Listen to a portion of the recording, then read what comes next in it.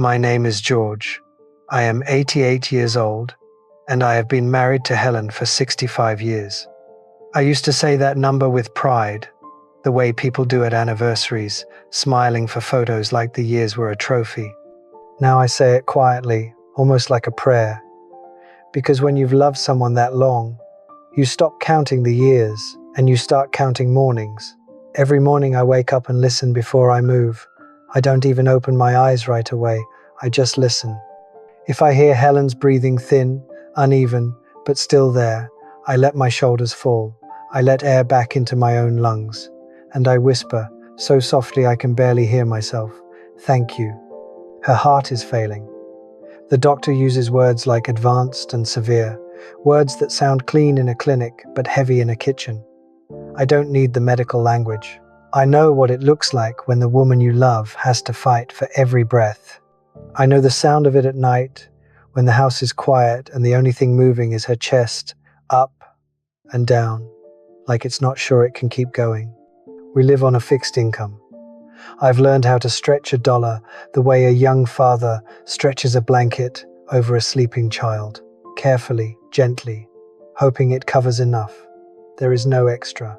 There hasn't been extra in years. I shop with a list, and I don't go down aisles I don't need. I buy the same simple things. I cook the same simple meals. I don't waste electricity. I don't waste water. I don't waste anything. Because Helen's medicine doesn't care about our budget.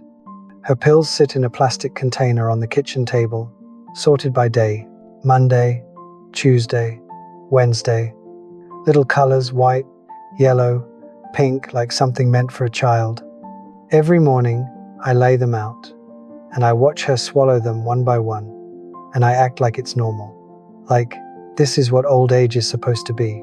But those pills don't make her better. They just keep her here. Last month, a letter came in the mail. The envelope looked like all the other envelopes, plain, official, the kind you learn to fear. I opened it at the table with a kitchen knife because my fingers don't have the strength they used to. The words were polite, but they cut anyway.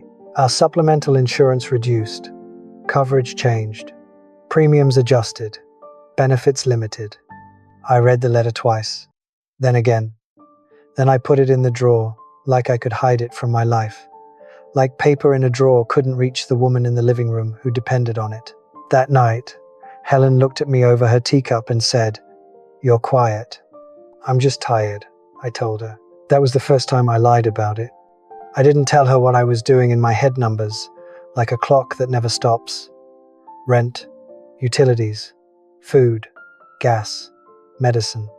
I didn't tell her I was already choosing what we could live without. And I didn't tell her I didn't see a choice. A week later, I went to the pharmacy to pick up her refill. I always went alone. Helen didn't have the strength to stand in line anymore. And even if she did, I didn't want her seeing the worry in my face. I wanted her to stay calm.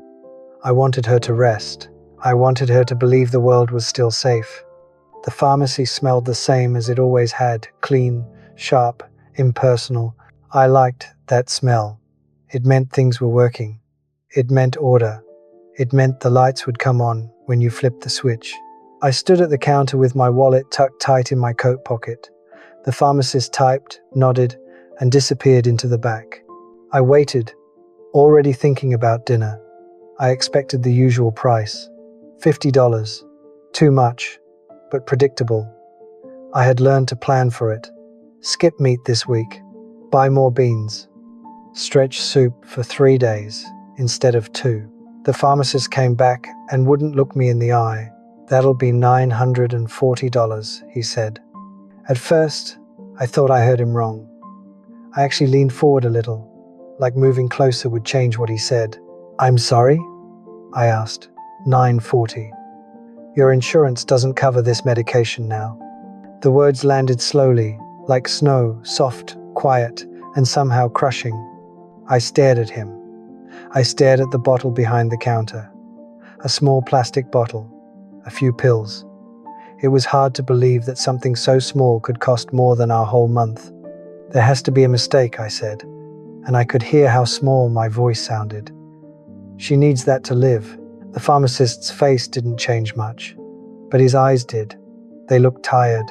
"I'm sorry, sir," he said again. I reached into my wallet anyway.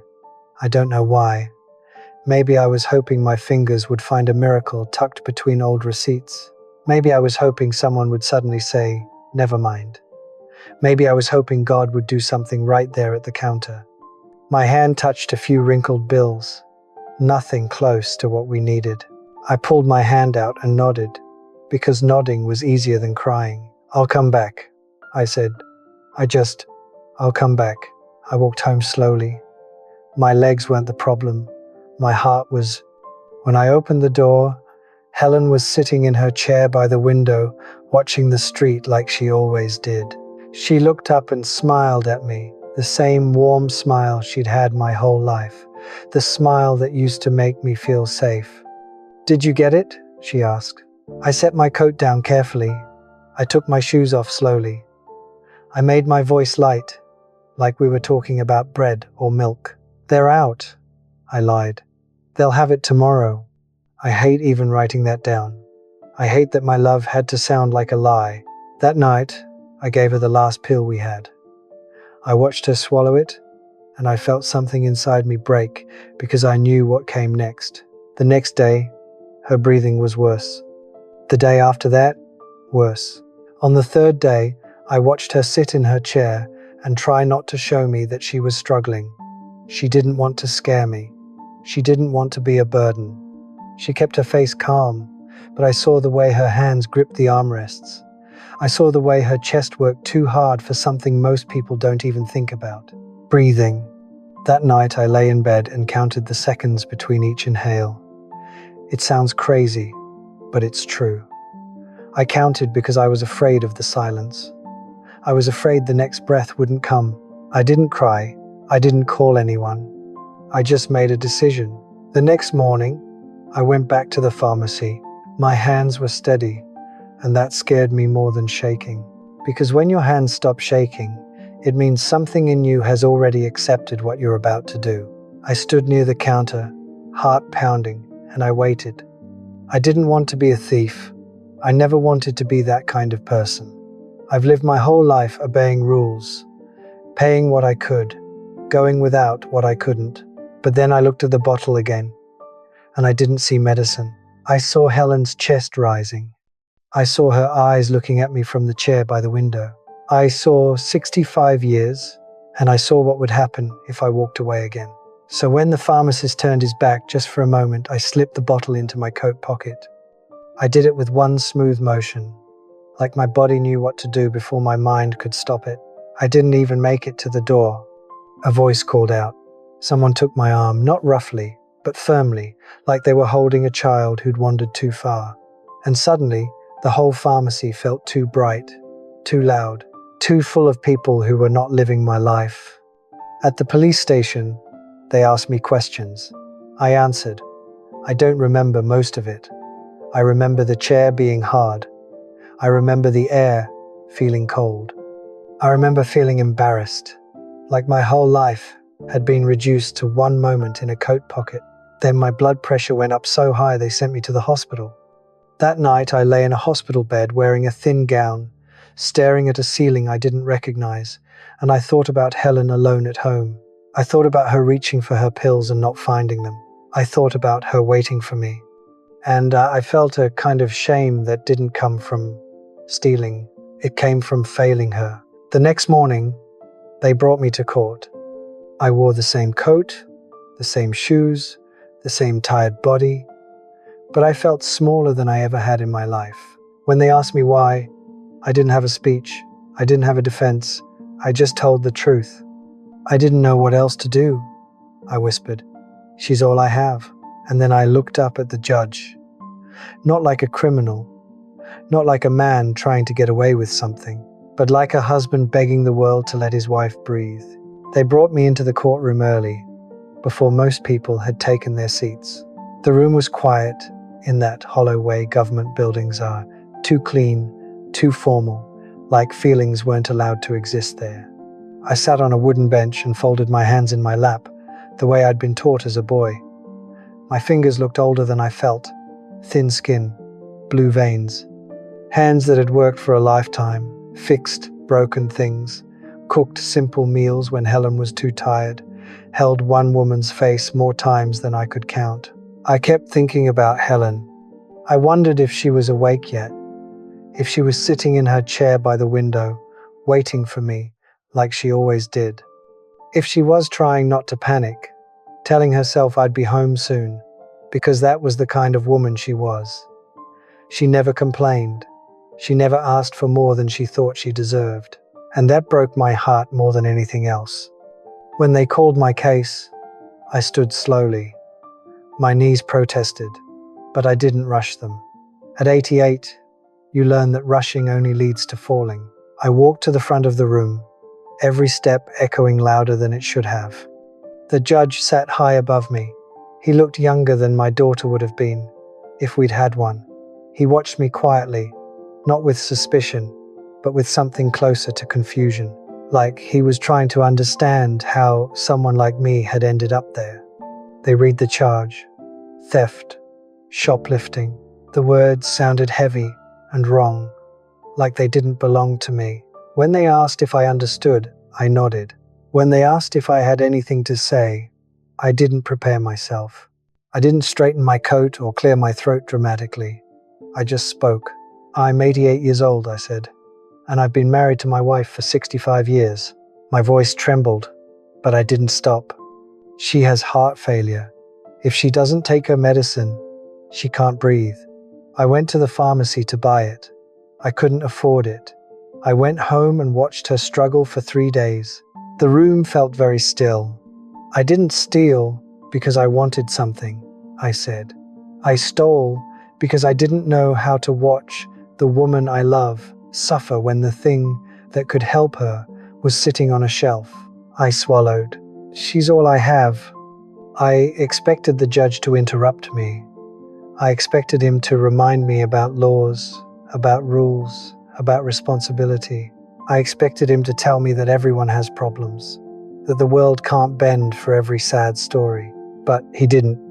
He just looked at me, and then, slowly, he stood up. That sound, the chair scraping back, felt louder than any gavel. He looked out at the courtroom, at the officers, at the lawyers, at the people who had come in for other cases, other lives, and then he looked back at me. Remove the restraints, he said. For a moment, I didn't understand. I looked down at my wrists, at the light restraints they'd put on me. I hadn't even noticed how heavy they felt until that second. This man is not a criminal, the judge said. His voice wasn't angry. It was tired, firm, human. This is a failure of our system. I felt something inside me crack open. Not loudly, just enough to let the pain finally breathe. He dismissed the charges right there. No lecture, no warning, just done. Then he ordered immediate assistance, emergency medical help, social services, support for both me and Helen. I don't remember sitting down again. I don't remember how I left the courtroom. I only remember the way my knees nearly gave out and how someone caught my elbow before I fell. Outside, the air felt different, lighter, like I'd been underwater and hadn't known it until I surfaced. They took me straight to Helen. When I walked into the hospital room, she was lying in the bed, thinner than I remembered, oxygen tubes resting against her cheeks. Her eyes searched the doorway like they always did, and when she saw me, she smiled. "There you are," she said softly. I crossed the room and took her hand. Her fingers were warm, fragile, still mine. "I'm here," I told her. "I'm not going anywhere." The medication was given to her that day, the right medication, the kind that lets a person breathe without fear. I sat beside her bed and watched her chest rise and fall, slower now, steadier. I didn't cry then either. I just held her hand and listened. Later, when the room was quiet and she was sleeping, I finally let myself feel it all. The fear, the shame, the anger, the exhaustion of being old in a world that forgets old people still love deeply. I thought about how close we had come to losing everything, not because we were careless or cruel or irresponsible, but because the numbers didn't work out. I thought about how many other people must be standing at pharmacy counters right now, doing the same impossible math. I don't know why my story was heard when so many others aren't. I don't know why a judge stood up for me when others are told to sit down and be quiet. What I do know is this: love doesn't stop being powerful just because your hands shake. Devotion doesn't expire with age. And sometimes, the most honest thing a person can say is, I didn't know what else to do. I am not proud of stealing, but I am proud that I loved my wife enough to choose her when the world made no room for us. If this is the last chapter of my life, then let it be said plainly. I was not brave. I was not special. I was just a husband who refused to let the woman he loved suffer because help was priced out of reach. And if that makes someone uncomfortable, then maybe discomfort is exactly where the truth belongs.